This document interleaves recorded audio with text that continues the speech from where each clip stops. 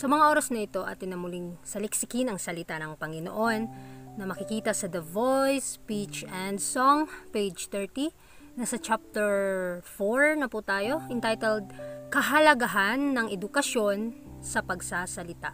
So, tunghayan po natin ang topikong ito na gaano kahalaga ang pagsasalita.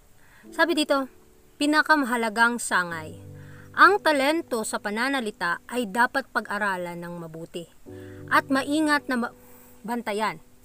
Ito ang pinakamahalagang sangay ng edukasyon. Ngunit isa na nakalulungkot na napapabayaan sa lahat ng ating mga samahan, ang kapangyarihang makipag-usap sa ating mga kasama ay maaaring isang malaking pagpapala o isang malaking sumpa. So dito mga kapatid, makikita natin kung gaano kahalaga ang pagsasalita o yung talento ng pagsasalita. Dahil nasa choice na po natin ano yung topiko na ating i-discuss, ano yung topiko na ating mga sasabihin. At dalawa lang pagpipilian natin. Either ito ay pagpapala o nagsasalita ka na yung pinapanalangin ng iyong mga sinasabi at yung mga nakakarinig ay magiging pagpapala ito sa kanila o isang malaking sumpa. So itong dila natin mga kapatid, ginagamit ito ng kaaway kung hindi din tayo maging mapagbantay. Kaya nawa pang mga kapatid, isipin nating mabuti kung gaano kaimportante ang talento ng pagsasalita. Dahil ang Panginoon ay nagbigay sa atin ng babala patungkol dito. Binibigyan niya din tayo ng halimbawa kung paano natin ito i-exercise, paano natin ito gagamitin. Mahalagang paksa para sa ating mga paaralan.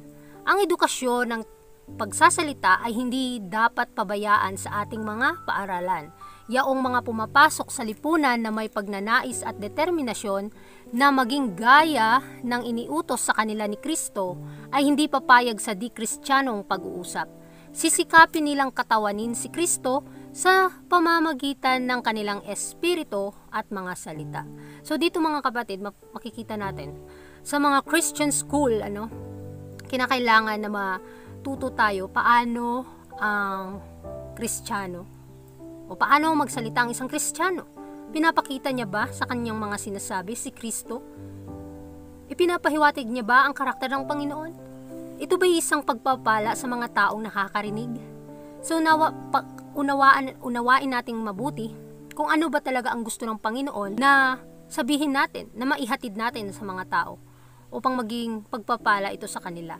Dahil tayo ay parang representante ng Panginoon sa kanila. Kung alam mo ang katotohanan, magiging aware ka, magiging mapagbantay ka sa sasabihin natin at sa ating mga iisipin kung ano ang lalabas sa ating mga bibig. Nawa ang ating mga puso ay mapalinis ng Panginoon upang ang lahat ng mga bagay na ito at ang lahat ng ating gagawin ay magbibigay ng kaluwalhatian sa kanyang pangalan. Pinabanal na pag-uusap. Ang liwanag na ibinigay sa akin ng salita ng Diyos ay ang pananalita ay kailangang magbalik loob at magpabanal. Hinihiling ng Panginoon na ang edukasyon ay dapat ibigay sa agham ng pakikipag-usap. Ang mga guro na ito ay labis na inabuso at nabaluktot. Hindi ito pinangangalagaan bilang isang mahalagang regalo mula sa Diyos na gagamitin upang luwalhatiin ang kanyang pangalan.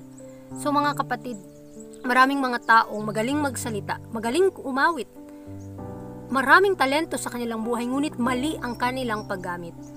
Imbis ang lahat ng bagay na ito na pinagkaloob sa atin ng Panginoon ay magagamit sa kanyang gawain, kung paano natin luwalhatiin ang kanyang banal na pangalan, mali ang paggamit ng mga tao dito. Bakit? Dahil sa kanilang kapabayaan, hindi nila makokontrol ang kanilang mga sasabihin. Kaya nagiging sumpa ito sa mga nakakarinig. At higit sa lahat, sa ating mga iniisip, sa ating imahinasyon, sino ang laman ng puso natin? Makikilala ito mga kapatid, hindi ito matatago. Dahil kung sino tayo sa harap ng Panginoon, anuman ang gagawin natin, hindi ito maitatago. Kahit na saan tayo magpunta. Kilalanin natin ang ating mga sarili. Saliksikin natin ang ating mga puso kung si Kristo ba ang naglalaman nito. Tingnan natin, isipin natin mabuti. Ano ang dapat nating gawin upang parangalan siya? Ginagamit ba natin ang ating mga talento para ikaluluwalhati ng kanyang pangalan dahil ito po yung pinaka-purpose bakit niya tayo binigyan ng talento upang magamit sa kanyang gawain.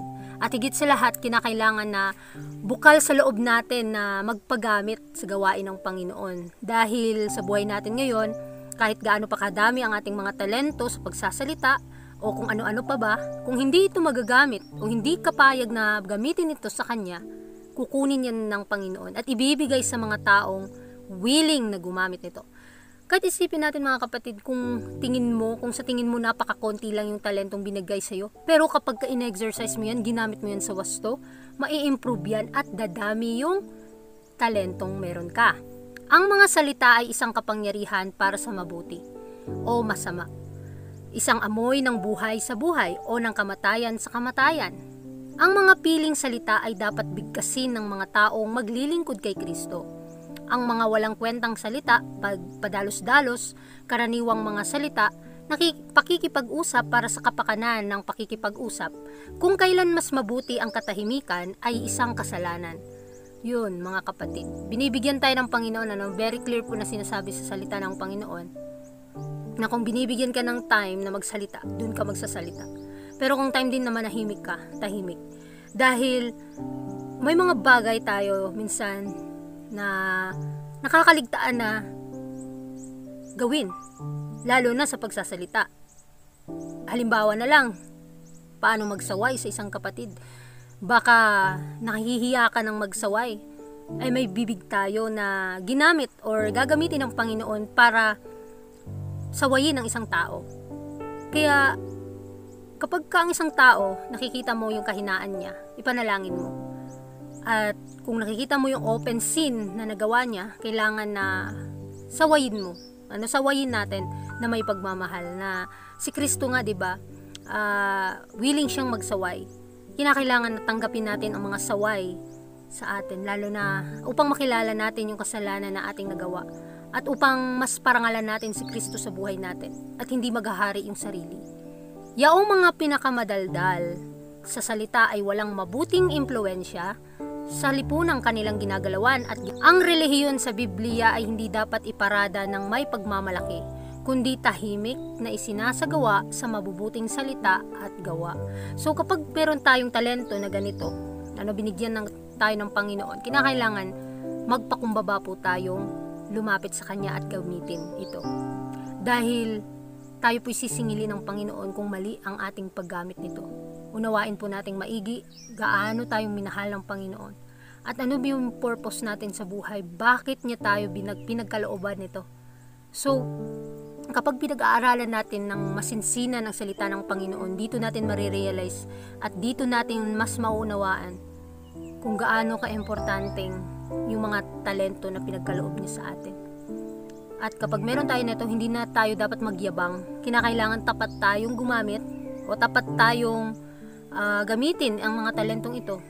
Lalo na sa pagbibigay ng mensahe sa pabalita ng katapusan ng mundo, na ipakilala si Kristo sa mga taong ating nasasalamuha, kung sino ang Diyos nating pinaglilingkuran, ano yung karakter na pinapakita natin, lalo na sa mga kaibigan at mga nasasalamuhan nating tao.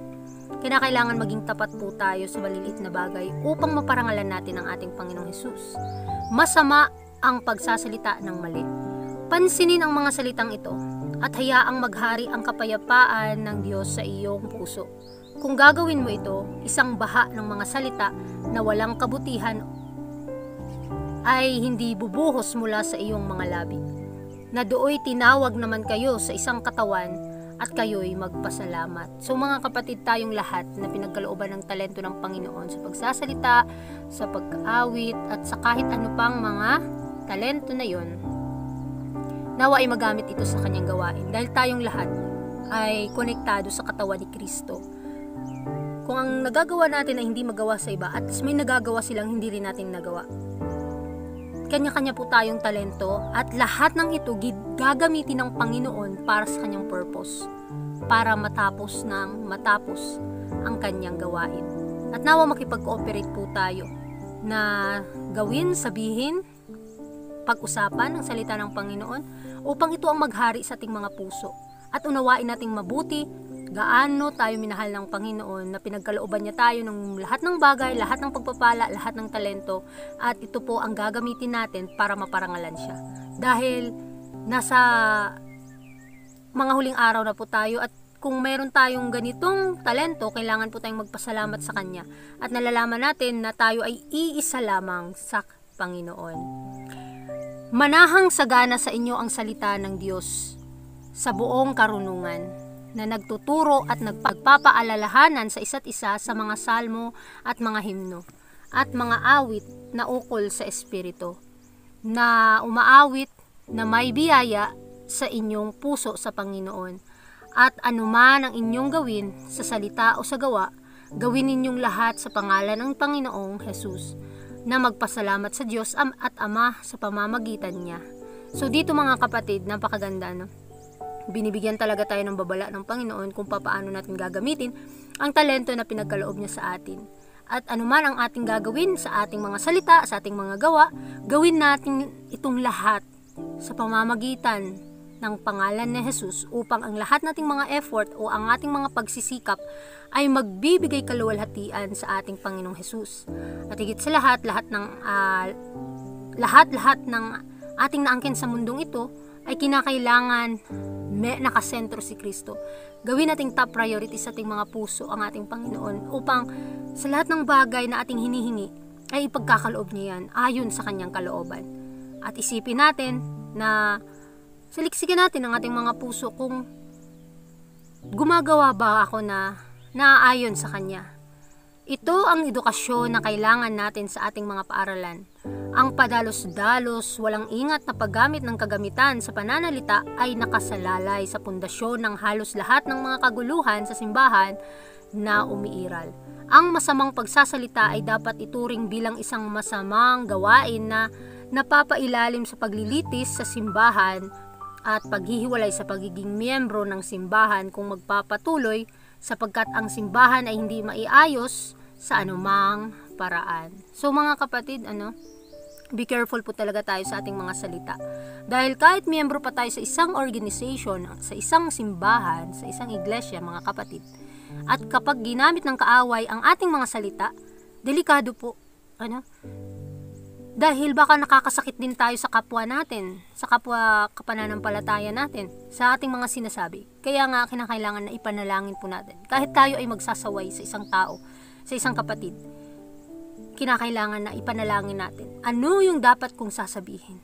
Ito ba'y naaayon sa banal na kalooban ng Panginoon? Upang ang Panginoon na pong bahala magbukas sa puso ng isang taong sinaway mo, at dito niya marirealize kung gaano kasama ang kanyang ginawa, para makita niya sa kanyang buhay ang kanyang sarili na napakadumi, at si Kristo ang papasok doon at lilinisin. Kasi kapag naghahari yung pride natin, mahirap kumilos ang banal na espiritu doon. Ngunit ang Panginoon, nangako siya kapag willing tayong magpakorek sa lahat ng bagay, at handa siyang papasok sa puso natin, at doon natin marirealize ang kagalakan at kasiyahan kung gaano ka-importante na may Diyos sa iyong buhay. Kaya sa ating pag-aaral sa umagang ito, nawa mas atin pang maunawaan ng maigi ang patungkol sa pagsasalita, dahil ito po yung gagamitin ng Panginoon para sa katapusan ng kanyang gawain.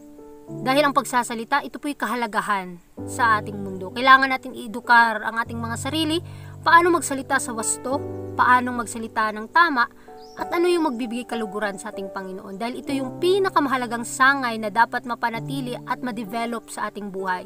Dahil sa ating pagsasalita, naluluwalhati natin ang Panginoon. Sa ating mga pagsasalita, tayo ay nananalangin, ating kinakausap ang Panginoon dito. Kaya nawa, sa ating pagbulay-bulay sa salita ng Panginoon, mas maunawaan pa natin, mas makita pa natin si Kristo na siyang nagligtas sa atin. At gamitin natin ang lahat ng pagpapala niya para sa kanyang kaluwalhatian. Muli, I am your speaker for this day, Sister Daniela. Thank you po sa panood, at God bless po sa ating lahat.